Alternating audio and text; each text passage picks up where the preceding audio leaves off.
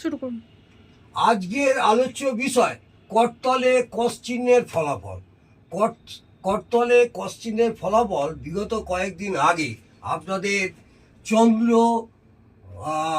শুক্র এবং বৃহস্পতির নিচে কস চিহ্ন থাকলে কি প্রভাব পড়ে এবং রবির ক্ষেত্রে এবং বুধের ক্ষেত্রে কস চিহ্ন থাকলে কি প্রভাব পড়ে বা কি ফলাফল হয় জাতক জাতিকাদের আমি কয়েকদিন আগে আলোচনা করেছি।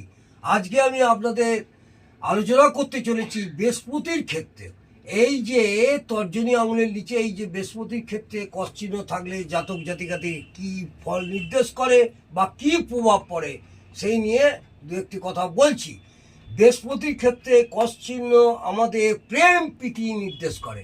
এই বৃহস্পতির ক্ষেত্রে কস চিহ্ন থাকলে প্রেম প্রীতি নির্দেশ করে।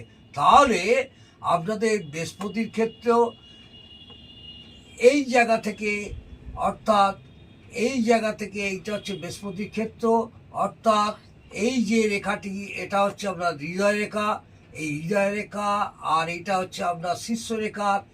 আর এই ক্ষেত্র থেকে এইভাবে অর্ধচন্দ্রের মধ্যে আপনারা যদি ভেবে নেন এই জায়গার এই কস চিহ্নটা হচ্ছে বৃহস্পতির ক্ষেত্রে। বৃহস্পতির ক্ষেত্রে কস চিহ্ন প্রেম প্রীতি নির্দেশ করে।